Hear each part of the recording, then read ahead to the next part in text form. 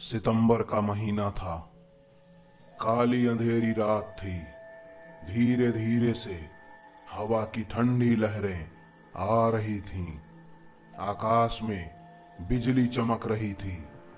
महेंद्र चाचा अपने घर से दूर अपने खेत में खटिये पर सोए हुए थे। उनका खेत गांव के तालाब के पास था। बारिश के कारण पूरा तालाब पानी से लबालब भर गया था और खेत में घास भी ज्यादा हो गई थी, जिसके कारण अंधेरे में यह सब ज्यादा ही डरावना लग रहा था। उस तालाब के किनारे आम के 6-7 बड़े बड़े पेड़ लगे हुए थे। आम के पेड़ की डालियों की आवाज भी काफी डरावनी लग रही थी। दोस्तों, आगे बढ़ने से पहले अगर आपने चैनल को सब्सक्राइब नहीं किया तो सब्सक्राइब कीजिए द हंटेड अर्थ इंडिया को और बगल में बने बेल आइकन को तुरंत दबा दीजिए, जिससे कि हमारे आने वाले सभी वीडियो आपको सबसे पहले मिलते रहें। दोस्तों, आगे चलते हैं। इतना डरावना माहौल था कि एक नया आदमी वहां पर चाह करके भी लेट नहीं सकता था, लेकिन वो तो लेटे ही हुए थे। अचानक से खेतों में बंधी हुई भैंसों ने चिल्लाना शुरू कर दिया। महेंद्र चाचा को पता ही नहीं चल रहा था कि आखिर यह भैंसें ऐसा क्यों कर रही हैं। उन्हें लगा कि शायद ठंड के कारण यह भैंसें ऐसा कर रही होंगी। इसीलिए महेंद्र चाचा ने खेत में चिमनी जलाई। उस चिमनी के उजाले में महेंद्र चाचा की नजर उनके खटिये के दूसरे तरफ पड़ी। उन्होंने देखा कि एक स्त्री उनके खटिये पर बैठी हुई है। यह देखकर उनका शरीर थर थर कांपने लगता है। उसी वक्त आकाश में बिजली का तेज झटका आता है, मतलब बहुत तेज बिजली चमकती है। एक तो उस वीरान सुनसान जगह पर अकेले बैठे हुए आदमी के पास किसी स्त्री का बैठा होना और उसी समय आसमान में भयानक बिजली का चमकना, यह माहौल कुछ ज्यादा ही डरावना हो चुका था, क्योंकि उन्हें अंदाजा भी नहीं था कि उनके खटिये पर आखिरकार बैठा कौन है। वैसे तो महेंद्र चाचा बहुत बहादुर थे, लेकिन आज उन्हें भी थोड़ा डर लग रहा था। उसी वक्त उन्होंने आग में घास डाली और आग को ज्यादा भड़काया। इसकी वजह से वो औरत को ठीक से देख सकते थे और उस आग के भड़कने के कारण वो औरत उन्हें ठीक से दिखाई देने लगी। महेंद्र चाचा ने तेजी से आवाज लगाई, जैसे गरज रहे हों, कौन है? पर सामने से कोई प्रतिक्रिया नहीं मिली, इसलिए वो अचंभित हो गए। उनकी समझ में कुछ नहीं आया और वो खड़े हो जाते हैं। उन्होंने सोचा कि अब डरने से कुछ होने वाला नहीं है, मुझे कुछ हिम्मत से काम लेना ही पड़ेगा, क्योंकि वो जानते थे कि जो डर गया समझो वो मर गया। चाचा ने एक बड़ी लकड़ी हाथ में उठाई जो उनके पास ही रखी थी और बोले, कौन हो तुम? तुम्हें क्या लगता है कि मैं तुमसे डर गया हूं? लेकिन सच तो यही था कि वो अंदर से पूरी तरह से डरे हुए थे और बुरी तरीके से कांप रहे थे। चाचा का यह गुस्से वाला रूप देखकर वो स्त्री खड़ी हो जाती है और जोर से बोलती है, क्या कहा तुमने? तुम मुझसे नहीं डरते हो? चाचा ने हिम्मत की और बोले, यहां से चली जाओ, वरना इस लाठी से मार मार के तेरा सिर फोड़ दूंगा। इतना बोलते ही महेंद्र चाचा ने लाठी उठाई और उसी वक्त उस औरत ने आवाज लगाई, अब तो मुझे मेरे ही घर से बाहर निकालेगा? यहाँ पर तो मेरा बचपन गुजरा है, यह मेरा ही घर है, मैं यहाँ सालों से रह रही हूँ। ये अलग की बात है कि तुम्हें मैं आज दिखाई पड़ी हूँ, क्योंकि इस जगह पर कोई आता नहीं है। और आज न जाने क्या सूझा कि तुम यहीं पर खटिया डाल करके बैठ गए। यह सुनकर चाचा का डर और गुस्सा दोनों थोड़ा सा शांत हुआ। उन्हें लग रहा था कि उनके सामने जो औरत खड़ी है उसे वो जानते हैं। उसकी आवाज भी उन्हें जानी पहचानी लग रही थी। वो सोचने लगे कि आखिर यह औरत है कौन। लेकिन तभी सामने से वो औरत गायब हो जाती है और कुछ देर के बाद ही चाचा अनाप शनाप बकने लगते हैं।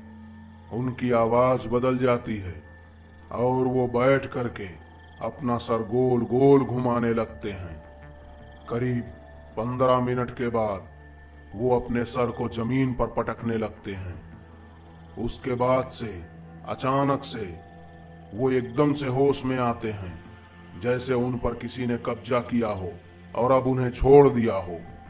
जैसे ही उन्हें होश आता है वो दोबारा से बहुत डर जाते हैं और फिर उनको वो औरत दिखाई देने लगती है और इस बार वो दोबारा सोचने लगते हैं कि अगर मैं इस औरत को जानता हूं तो आखिर यह इतनी भयानक क्यों लग रही है और मुझे ही क्यों परेशान कर रही है।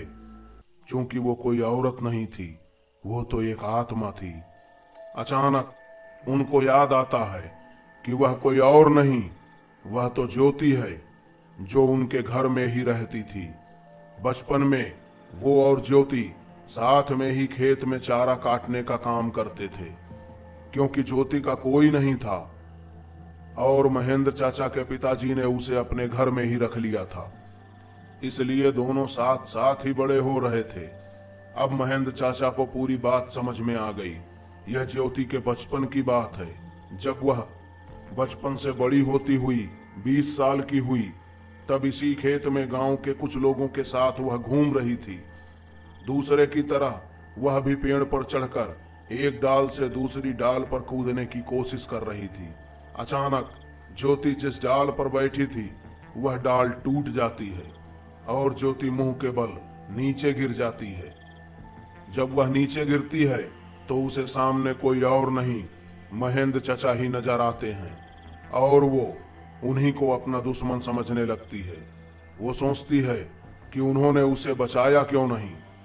और जब वह गिरी और बेहोश हुई तो यह देखकर सारे लोग चिल्लाने लगे और सबके चिल्लाने से वहां पर और बड़े लोग भी पहुंच गए।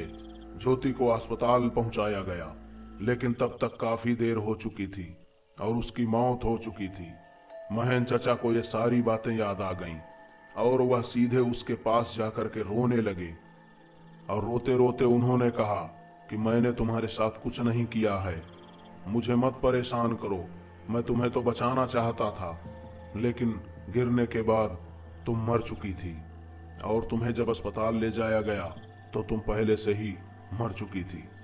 मेरी कोई गलती नहीं थी, बस इतना था कि जब तुम गिरी तब तक मैं वहां पहुंच चुका था और तुम्हारे मरते समय आंखों के सामने केवल मैं ही था, मेरी कोई गलती नहीं है।